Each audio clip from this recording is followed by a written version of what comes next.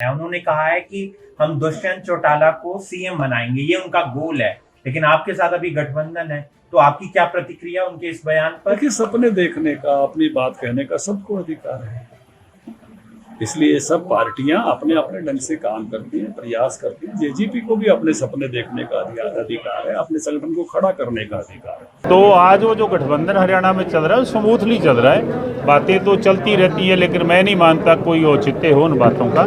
बड़ा मिलकर के मुख्यमंत्री जी और डिप्टी मुख्यमंत्री जी दोनों काम करते हैं। इनसो के स्थापना दिवस के समारोह के दौरान इनसो कार्यकर्ताओं ने डिप्टी सीएम दुष्यंत चौटाला को सीएम बनाने की बात कही थी, जिस पर बीजेपी प्रदेश अध्यक्ष ओपी धनखड़ ने ये कहते हुए कटाक्ष किया था कि सपने देखने चाहिए, जेजेपी को भी सपने देखने का अधिकार है। एक बार आपको ओपी धनखड़ साहब का वो बयान सुनवा ही देते हैं। उन्होंने कहा है कि हम दुष्यंत चौटाला को सीएम बनाएंगे, ये उनका गोल है। लेकिन आपके साथ अभी गठबंधन है, तो आपकी क्या प्रतिक्रिया उनके इस बयान पर? देखिए, सपने देखने का, अपनी बात कहने का सबको अधिकार है, इसलिए सब पार्टियां अपने अपने ढंग से काम करती हैं, प्रयास करती हैं। जेजेपी को भी अपने सपने देखने का अधिकार है, अपने संगठन को खड़ा करने का अधिकार है, लेकिन जो स्थिति है वो आपके सामने है। ओपी धनखड़ साहब के इस बयान पर दिग्विजय चौटाला का कहना था कि ओपी धनखड़ को गठबंधन धर्म के अनुसार ही बयान देना चाहिए। दिग्विजय चौटाला ने कहा कि क्या पता तीसरी बार मनोहर लाल ही सूबे के मुखिया बन जाएं या फिर दुष्यंत चौटाला मुख्यमंत्री बन जाएं। आगे बोलते हुए दिग्विजय ने कहा था कि सपने देखना और उन्हें साकार करने का सबका अधिकार है। उन्होंने कहा कि बीजेपी में किसी वक्त लोकसभा में 2 सांसद होते थे और फिर भी वो देश में सरकार बनाने का सपना देखते रहे थे, और उसी के चलते अटल बिहारी वाजपेयी जी देश में बीजेपी के पहले प्रधानमंत्री बने। आगे बोलते हुए दिग्विजय चौटाला ने कहा कि गठबंधन के नेताओं की कोशिश होनी चाहिए कि कांग्रेस को छोड़कर कोई भी मुख्यमंत्री बन जाए।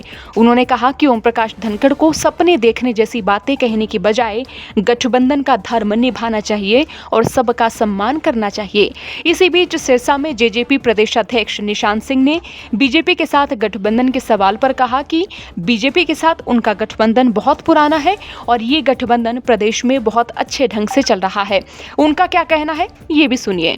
देखिए, हमारा जो गठबंधन है ये आज का नहीं है। चौधरी देवीलाल जी, डॉक्टर मंगल सेन जी के टाइम से ये गठबंधन चला आ रहा है। जब भी ज़रूरत पड़ती है, ऐसे हालात होते हैं, तो हम मिलकर के दोनों पार्टियां सरकार बनाते हैं। तो आज वो जो गठबंधन हरियाणा में चल रहा है स्मूथली चल रहा है। बातें तो चलती रहती है, लेकिन मैं नहीं मानता कोई औचित्य हो उन बातों का। बड़ा मिलकर के मुख्यमंत्री जी और डिप्टी मुख्यमंत्री जी दोनों काम करते हैं।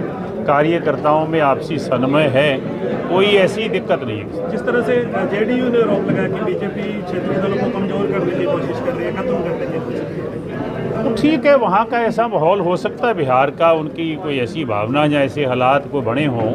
लेकिन हमारे गठबंधन की जो बात है वो भारतीय जनता पार्टी और जननायक जनता पार्टी का स्मूथली चल रहा है।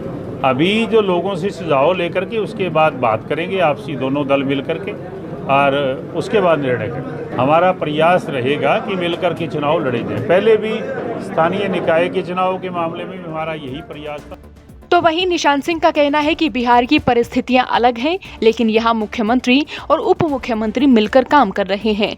तो वहीं पंचायत चुनाव में गठबंधन के साथ लड़ने के सवाल पर उन्होंने कहा कि उनका तो यही प्रयास है कि चुनाव मिलकर लड़ा जाए, बाकी फैसला तो दोनों पार्टियां मिल बैठकर करेंगी। हालांकि सांझली सरकार के नेताओं में गठबंधन को लेकर लगातार बयानबाजियां तो जारी रही हैं, लेकिन फिर भी दोनों पार्टियों की ओर से हमेशा से यही कहा जाता रहा है कि सब चंगा सी। बाकी इस बाबत साफ तस्वीर तो पंचायती चुनाव में ही देखने को मिल सकती है। देखना होगा क्या तस्वीर देखने को मिलेगी। हरियाणा तक के लिए खबर भेजी है सिरसा से संवाददाता बलजीत सिंह ने। चौगरदा की खबरों के लिए बने रहिए हरियाणा तक के साथ।